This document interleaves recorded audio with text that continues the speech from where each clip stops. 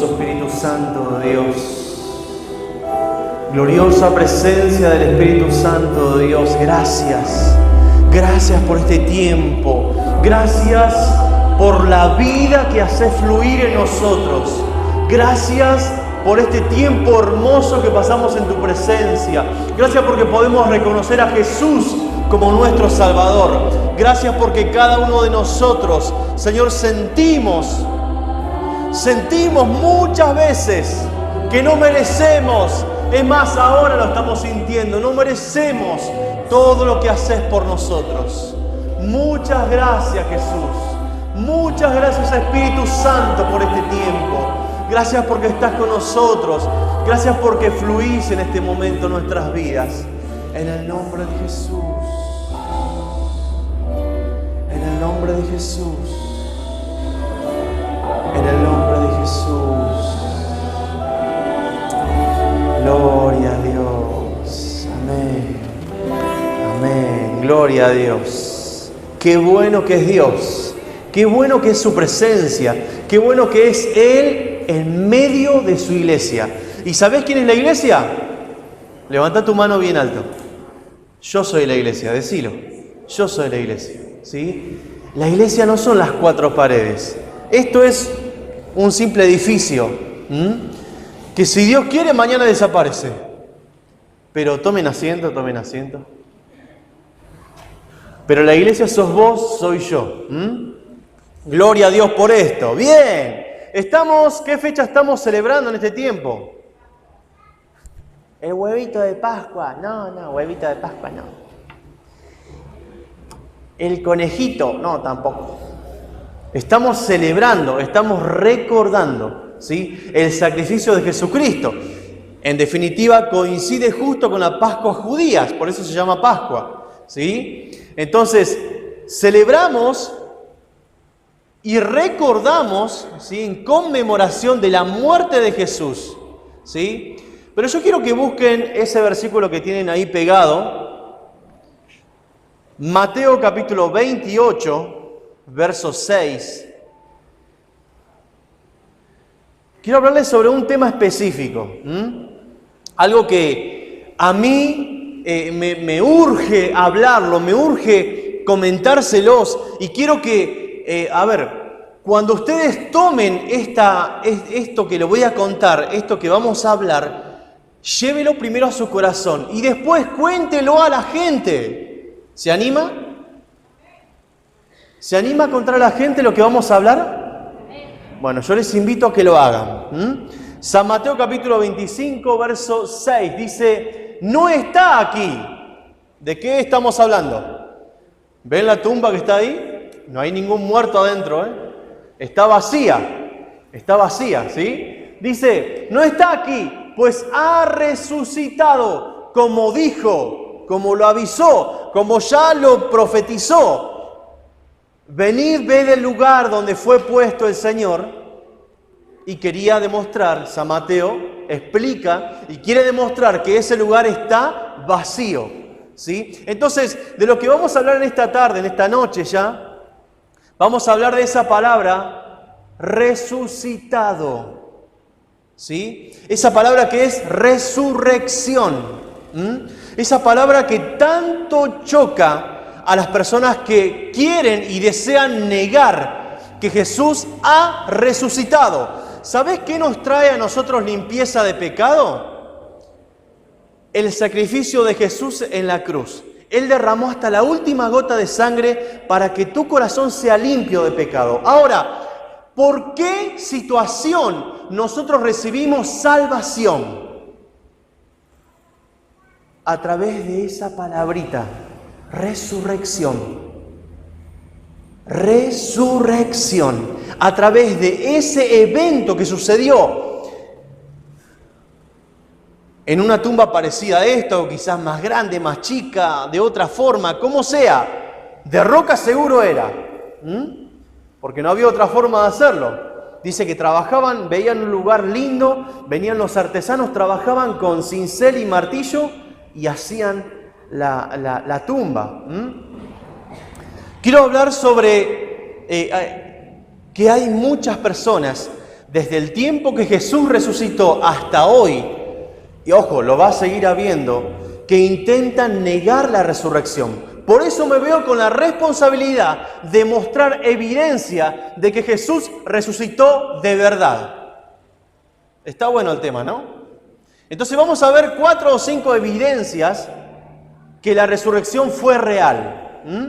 Los invito a que vayamos junto a la palabra. Primero, quiero demostrar que Jesús ya anunció. Antes que suceda, no, Jesús no es un improvisado. Dios no improvisa. Dios sabía a través de los profetas, a través de los libros, Salmos, desde Génesis hasta Malaquías, Él ya anunció a través de los profetas, de la historia, ¿sí?, que Él iba a resucitar, que Él iba a volver a la vida, ¿sí? Entonces, esto es asombroso. Yo quiero que vayamos también a Juan 11:25, donde Jesús declara algo importante. Fíjense, Juan 11:25, ahí en un ratito ponemos las imágenes, no se hagan problema. Vamos a mostrar unas imágenes, pero dice así Juan 11:25. Le dijo Jesús, yo soy la... Vamos juntos, yo soy la resurrección y la vida. El que cree en mí, aunque esté muerto, vivirá. Jesús, al declarar esto, primero estaba diciendo yo soy Dios. Y a no todos les gustaba. Segundo, había un grupo que se llamaban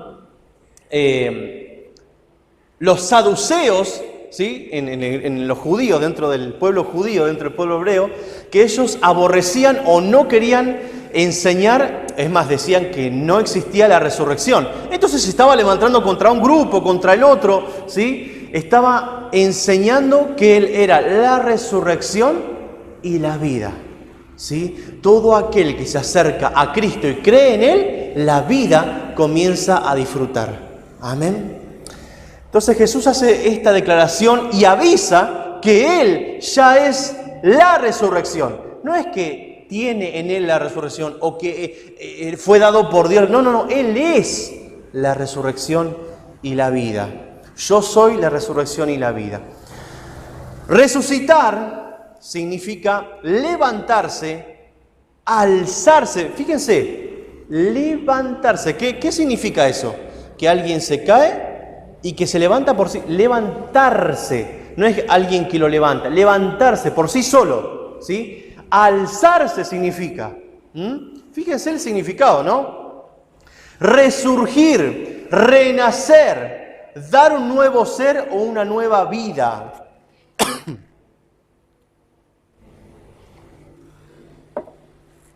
Todo esto connota que una persona se levanta por sí solo y vuelve a tomar la posición que tenía. Vemos a un Jesús que por el poder que le brotaba de los poros, ¿sí?, porque era Dios mismo, Él tenía dominio sobre la muerte. Él tenía dominio. Dice, yo tengo poder para entregar mi vida y para volverla a tomar. Eso dice el Señor en la Biblia. La resurrección es la base de fe del cristianismo y la fuente de vida eterna de salvación prometida. Romanos 4:24. Vaya escribiéndolo eso, Romanos 4:24.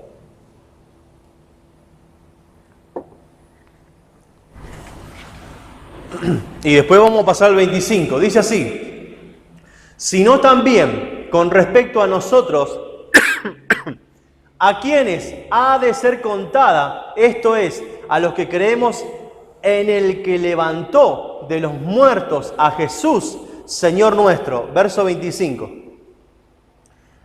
El cual fue entregado por nuestras transgresiones y resucitado por nuestra justificación. ¿Qué quiere decir todas esas palabras? Quiere decir que a través de la resurrección de Jesús, vos y yo tenemos vida eterna. Vos y yo encontramos justificación. ¿Alguien hizo algo para ser salvo? ¿Alguien hizo algo para obtener el perdón de Jesús, de Dios? Ninguno.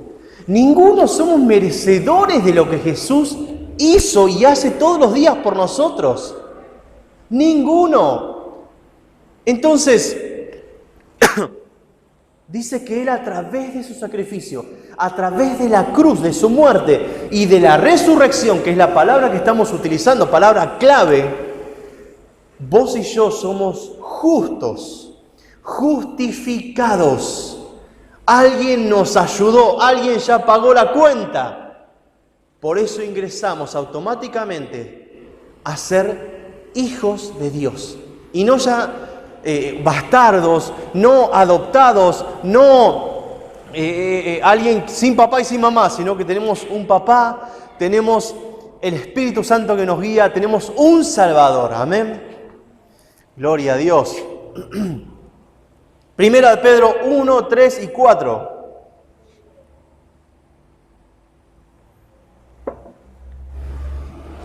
Bendito el Dios y Padre de nuestro Señor Jesucristo, que según su grande misericordia nos hizo renacer para una nueva vida por la resurrección de Jesucristo de los muertos. A través de la resurrección nosotros podemos renacer en una esperanza viva. Esto es la evidencia interna, esto es la evidencia dentro de la Biblia. Ahora, yo quiero que vayamos a unos puntos que quiero tocar. Y el primero es, ¿saben por qué la gente, saben por qué los ateos, por qué los agnósticos, por qué los gnosticistas y demás, si seguimos buscando grupos, hay un montón, ¿sí?, que intentan negar que Jesús resucitó? ¿Sabés cuál es el problema que ellos tienen? El gran problema es la tumba vacía. Si la tumba tendría cuerpo, tendría el cuerpo de Jesús, se termina el problema. Yo les puedo asegurar que los hindúes, los musulmanes, ¿sí?, los budistas tienen líderes espirituales, ¿o no? Tienen sus líderes espirituales, ¿sí? Van cada año a visitar a su líder espiritual en su tumba, porque está su cuerpo ahí. Ahora, los cristianos, ¿cuántas veces al año o una vez por año por lo menos vamos a la tumba de Jesús? No, de ninguna manera, porque su cuerpo no está, porque Jesús resucitó.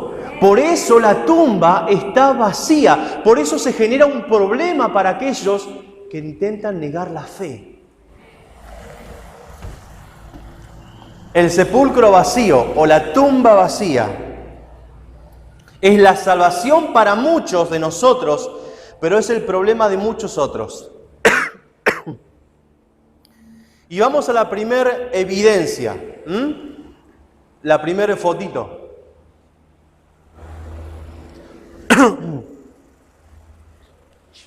Bien. Eso simula ser, es un dibujo, ¿no? Pero yo se los quiero mostrar. Simula ser una tumba. La piedra que está puesta en ese lugar es la puerta de la tumba. Y ese cordón que está cerrando la puerta de la tumba, los músicos si quieren bajar y mirar la imagen no tengo problema, Ese cordón que cierra ahí se llama sello romano. Sello romano, donde estaba el sello de Roma, significa que el poder y la autoridad romana estaba sobre ese sello. Si alguien rompía ese sello tenía consecuencias. Ya vamos a hablar de eso.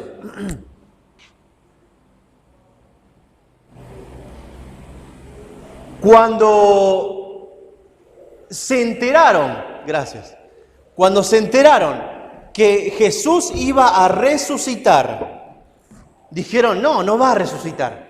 Van a venir los discípulos y se los van a robar, sus seguidores.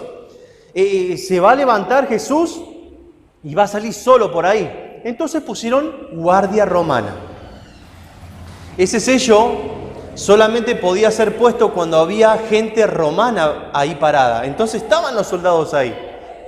El sello estaba puesto ahí. No era mentira, no era la invención de un autor. No, hay 4 autores que hablan lo mismo. Es más, hay fuentes como Josefo, por ejemplo, que es un historiador judío, que escribió la historia fuera de la Biblia, escuchen esto, fuera de la Biblia, escribió la historia que hubo una tumba con sello romano. No era normal, estaba fuera de lo normal.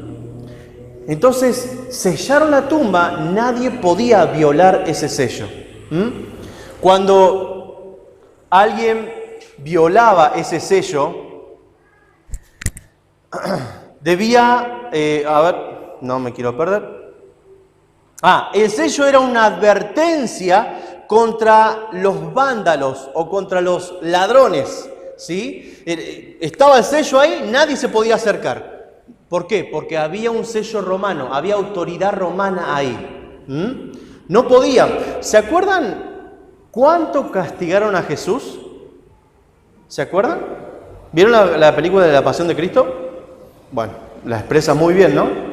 Casi las 90% de la película lo están castigando a Jesús, ¿no? ¿Saben quién los castigaron a Jesús? ¿Quiénes fueron? Los romanos. ¿Cómo era el castigo de los romanos?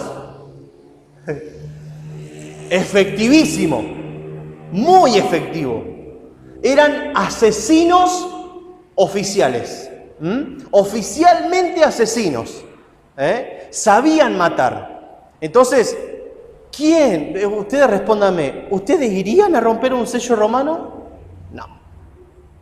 Los discípulos tampoco, porque yo les aviso que cuando Pedro le negó, Judas lo vendió a Jesús, los otros discípulos se escondieron debajo de las piedras un poquito.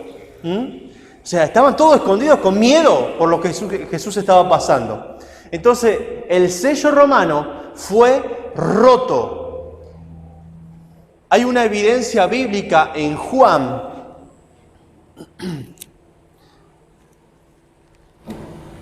Juan, a ver.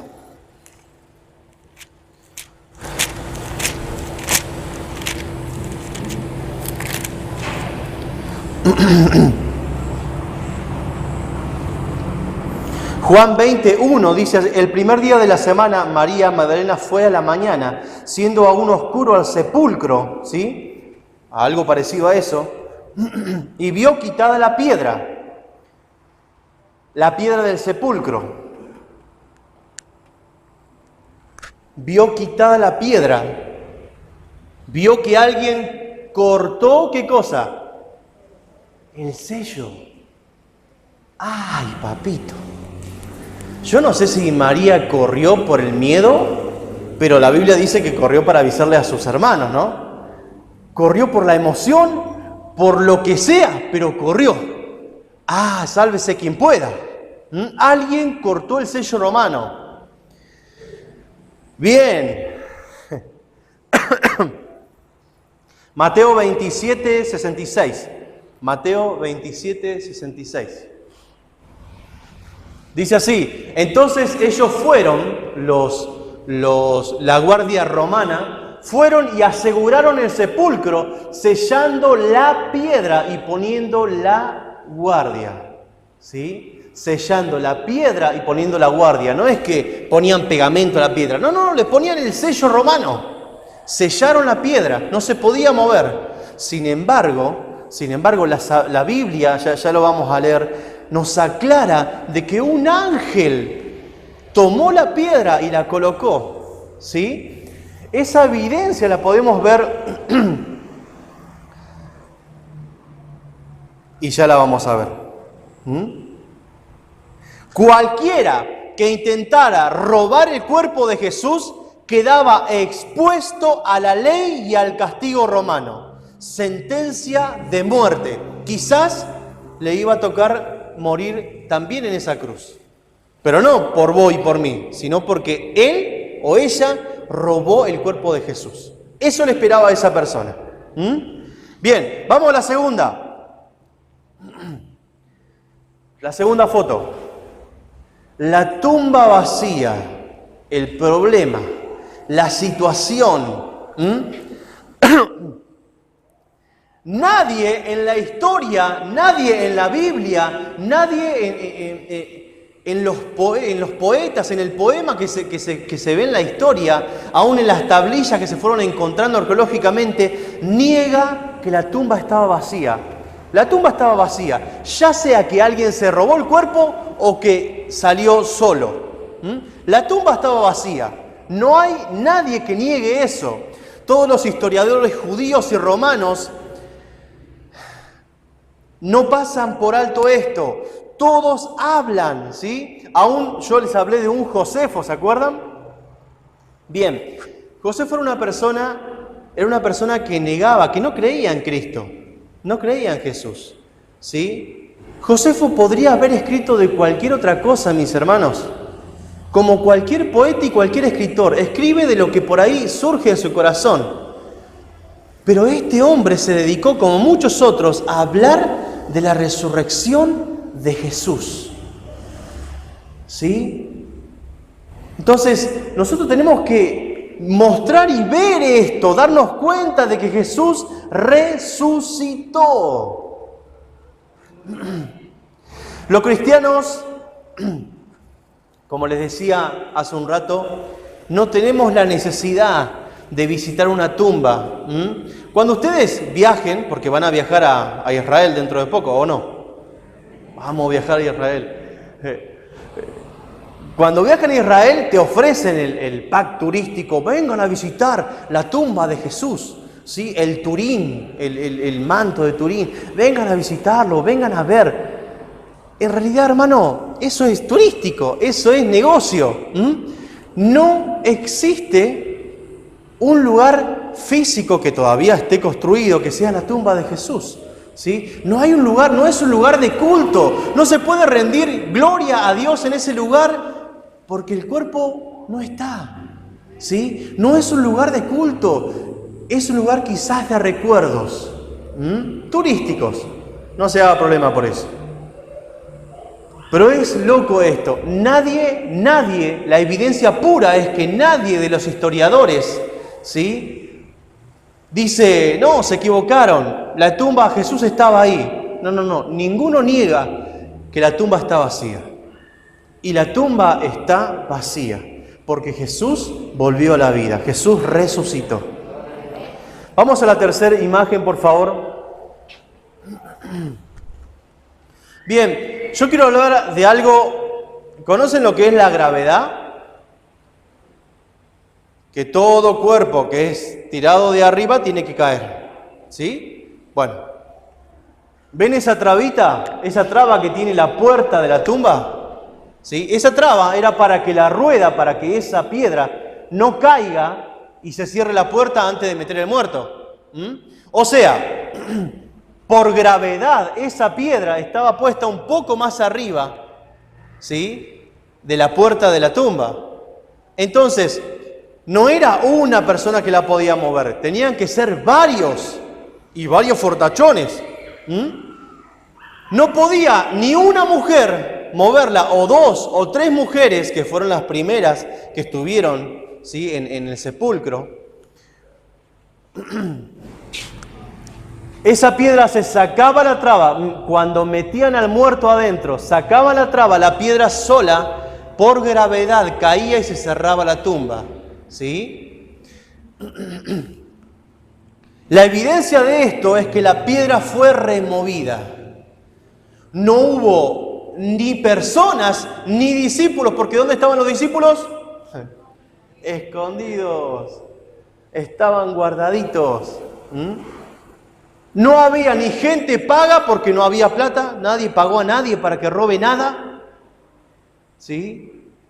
No había soldados porque las guardias, ¿saben lo que pasó cuando bajó el ángel? La Biblia lo aclara así. Dice que los guardias cayeron como desmayados, cayeron como muertos al piso. ¿Sí? Vieron la gloria de Dios y ¡tuf! Cayeron. O sea, los guardias desmayados no podrían haber abierto la piedra. Entonces la Biblia nos aclara de que un ángel agarró la piedra y la puso en el lugar donde estaba. Juan dice, y vio quitada la piedra. Esa palabra quitada viene del griego, ¿sí? Del griego airo, y significa levantar en alto o llevarlo a otro lado. ¿Sí? Si nosotros vamos al griego encontramos esa palabra y nos aclara que la piedra fue removida de tal manera que solamente un milagro lo puede hacer, que solamente la mano de Dios puede mover. Gloria a Dios por esto. Juan 21. Ya lo leímos recién. La otra foto, por favor.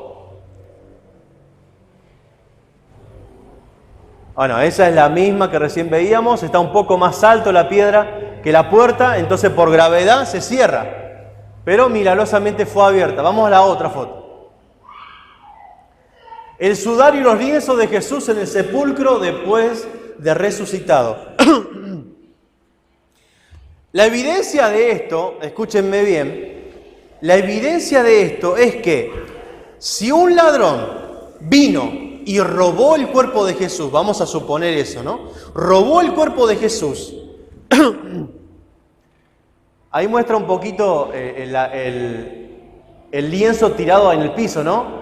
Pero la Biblia dice que el lienzo estaba en el lugar donde estaba el cuerpo, ¿sí?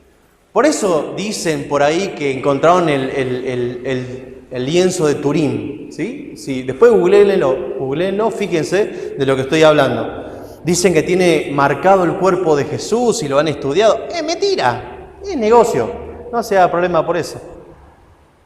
Dice que cuando entra Pedro, el primer testigo ocular, ¿sí? Ve el lienzo en la misma forma donde estaba el cuerpo. Y por otro sector, eso sí está bien puesto ahí, el sudario, ¿sí? Lo que tenía él en su cabeza, estaba doblado. ¿Cuántos de los ladrones que conocemos doblan las cosas antes de robarse algo? O lo acomodan, o lo dejan en su lugar. Nadie. No existe. ¿Sí? No hay nadie. Jesús se levantó, volvió a la vida, resucitó, dobló las cosas que tenía que doblar y se empezó a manifestar. ¡Qué capo que es!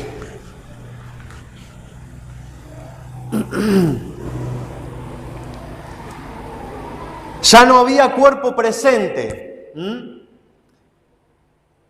No había que mostrar, no había a quién llorar. El cuerpo ya no estaba. Los primeros en llegar fueron las mujeres, pero no entraron a la tumba. Corrieron a avisar a los otros hermanos. El primero en llegar a la tumba, varón, fue Juan. Porque dice que cuando las mujeres avisaron, salieron corriendo Juan y Pedro, y Juan ganó. Corrió más rápido. O era más jovencito, o más flaquito, o algo parecido era. Pero Juan ganó. Pero no entró. Ahora, cuando llegó Pedro, dice que entró. Y fue el primer testigo ocular de lo que acabamos de hablar. Encontró los lienzos todavía con la forma del cuerpo. Eso encontramos en Juan 20, 6 y 7. Por favor, si lo tenés por ahí. Juan 27 y 6 y 7, bien. Luego llegó Simón Pedro tras él y entró en el sepulcro y vio los lienzos puestos allí, significa en el mismo lugar. Verso 7, y el sudario que había estado sobre su cabeza de Jesús, no puesto con los lienzos, sino enrollado en un lugar aparte. Bien. Vamos con la otra imagen.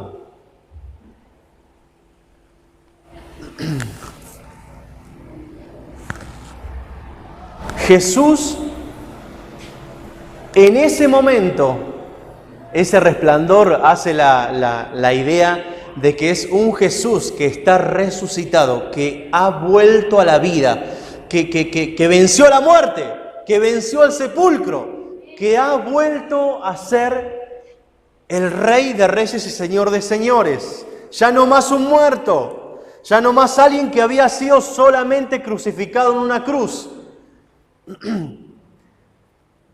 Jesús empieza a aparecer. ¿Y sabe por qué lo hace? Porque Jesús necesitaba que quede escrito la evidencia de los testigos oculares.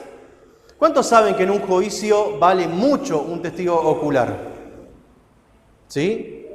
Bueno, no somos de andar en juicio, ¿no? Pero el testigo ocular vale mucho. Aquel que vio lo que sucedió vale mucho y hay que cuidarlo. Entonces, Jesús sabe esto y deja evidencia escrita y evidencia bien marcada. Primero se les aparece a sus discípulos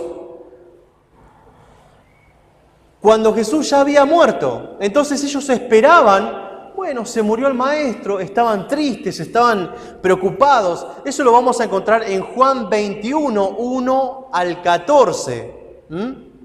No lo pongas a eso porque es muy largo. Después léalo ustedes, Juan 21, 1 al 14.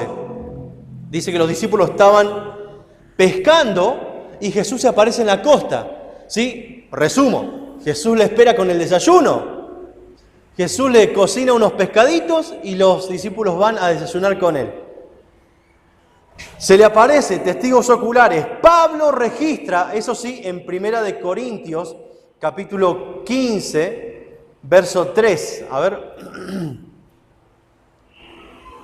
Porque primeramente os he enseñado lo que asimismo recibí, que Cristo murió por nuestros pecados y conforme a las Escrituras.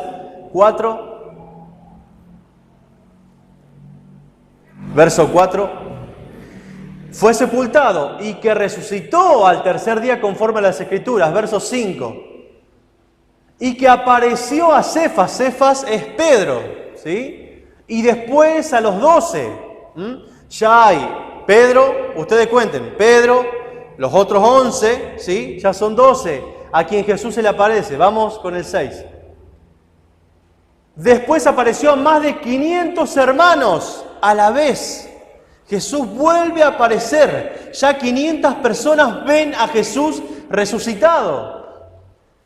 Y de los cuales muchos viven aún y otros ya duermen. Bien, ya está. Después se aparece a 2 viajeros que iban a camino de Maús, ¿se acuerdan? Bien.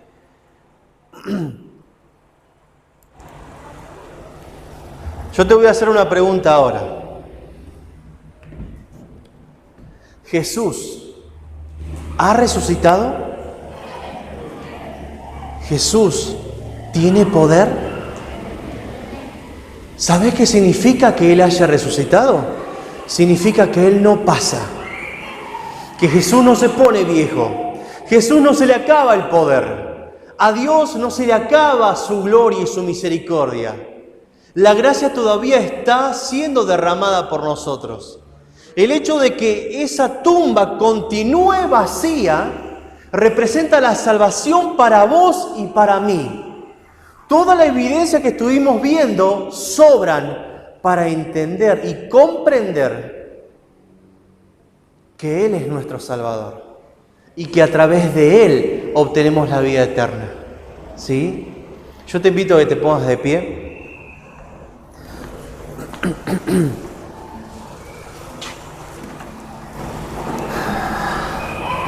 Si crees en Jesús, crees que Él resucitó de los muertos para darnos vida. Si crees en Jesús, crees también en la resurrección.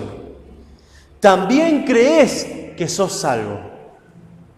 Si creemos en Jesús, tenemos la vida eterna. Por eso dijo Él, lo aclaró bien, dijo, yo soy la resurrección y la vida. Si alguien cree en mí, aunque esté muerto, va a vivir. ¿No estuvimos muertos en el pecado en un tiempo? Sí, estuvimos muertos en el pecado. Mas por causa de la resurrección de Cristo tenemos vida y la tenemos en abundancia. Él no nos da vida por un día, o por una semana, o por un año. Él nos da vida en abundancia. Él es misericordioso, Él es bueno. La salvación se hace real a través de la resurrección de Cristo. Cristo vive. Cristo vive, Jesucristo vive, Jesucristo vive por los siglos de los siglos. Y hay más de una evidencia que aclara que Él vive para siempre. Él vive para siempre. Cierra tus ojos ahí donde estás.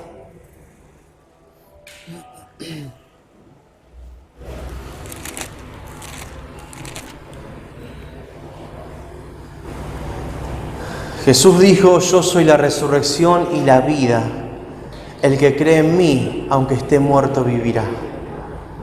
Todo aquel que vive y cree en mí no morirá eternamente, sino que va a tener vida y vida eterna.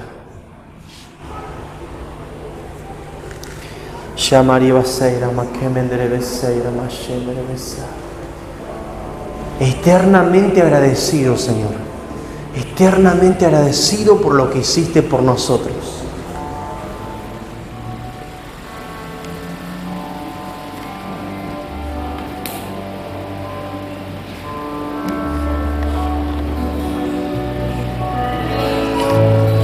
Gloria a Jesucristo.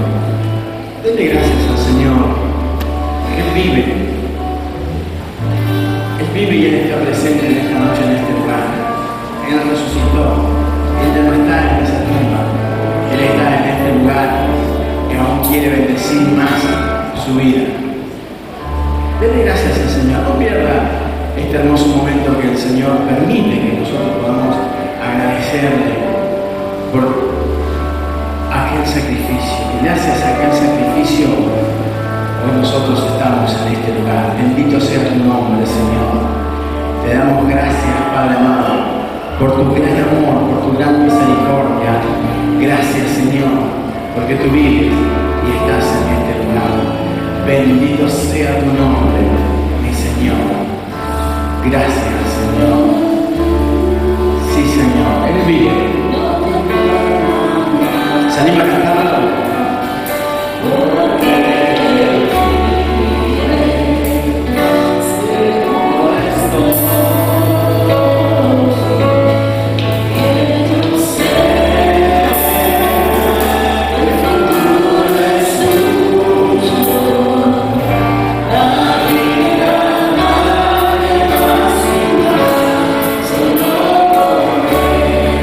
Bendito es el nombre del Señor. Hoy tenemos el gran privilegio de parte del Señor de poder recordar aquel momento previo a la cruz de Calvario. Le invito a que toque haciendo un segundo, yo voy a invitar a los colaboradores, vamos a pasar a este momento muy especial que es el momento de la Santa Cena. Ellos van a servir del pan y de la copa, pero yo no quisiera que usted se distraiga porque este es un momento muy especial para cada uno de nosotros. La Biblia nos enseña que unos días antes que el Señor fuese entregado, dice que estaba con sus discípulos. Él sabía lo que le iba a pasar. Entonces, Él quería festejar la Pascua. Él quería festejar esa fiesta judía y lo quería hacer con sus discípulos. En la intimidad, ellos se van al aposento alto y allí estaban celebrando la Pascua, estaban comiendo la Pascua. Mucho se habla y se ha dicho en estos días qué se puede comer, qué no se puede comer. Jesús celebró la Pascua con los discípulos y lo que Jesús comió esa noche fue cordero asado y panes sin levadura.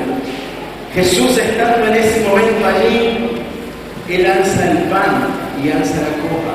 Pero había una persona que no estaba en ese lugar y esa persona lo describe y cuenta y relata y lo deja escrito allí en 1 Corintios, capítulo 11, versículo 23. 1 Corintios, capítulo 11, versículo 23. El apóstol Pablo no estaba esa noche en el aposento alto, pero a través del Espíritu él recibe lo que había sucedido esa noche y lo dejó escrito para que nosotros, cada vez que participemos de esto, lo recordemos.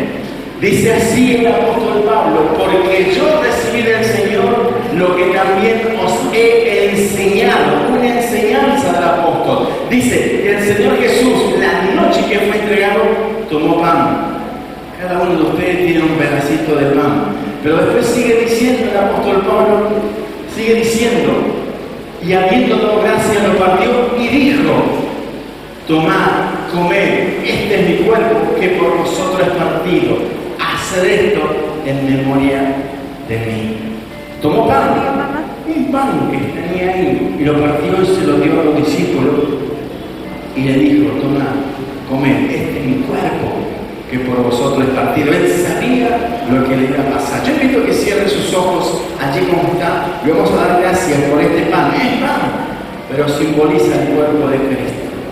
Es algo muy importante lo que estamos haciendo en esta hora, porque estamos recordando aquella noche previo a la Pascua. Padre, te damos gracias en esta hora por poder compartir contigo esta Santa Cena. Aquí tengo pan en mis manos, la cual yo te pido que tú lo bendigas, lo santifiques. Es pan, pero simboliza tu cuerpo, que por mí y por cada uno de los que estamos en esta noche en este lugar fue partido. Señor, bendícelo, porque esto representa tu cuerpo, la unión entre tú y yo. En el nombre de Jesús, gracias Señor. Amén. Le invito a que coman el pan.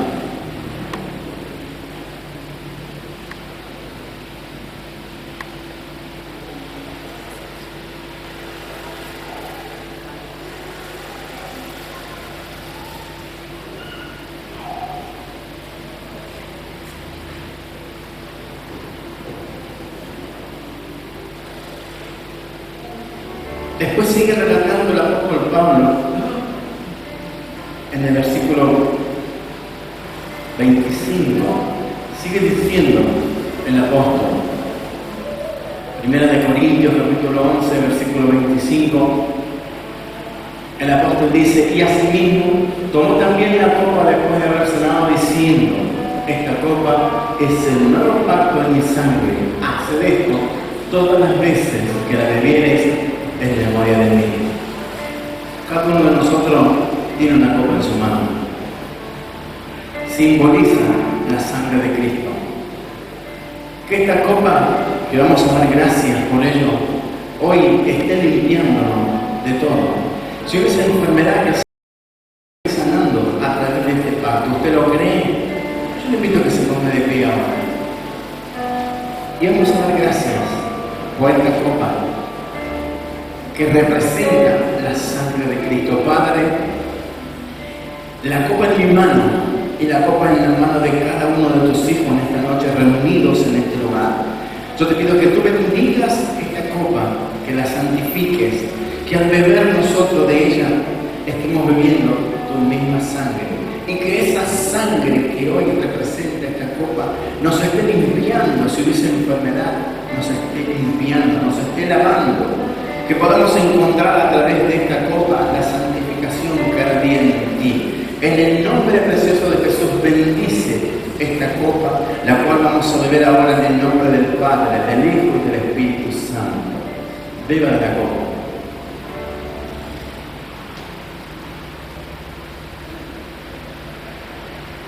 No pierda la comunión. Yo le invito a que cierre sus ojos y que tan solamente levante sus manos y dé gracias. Porque Él vive. Él vive, está en este lugar. Participamos de un gran mandato que Él dejó establecido, lo dejó escrito. Él está en esta noche en este lugar y quiere bendecir aún más nuestras vidas. Él está en este lugar. Bendito sea tu nombre, Padre de Dios.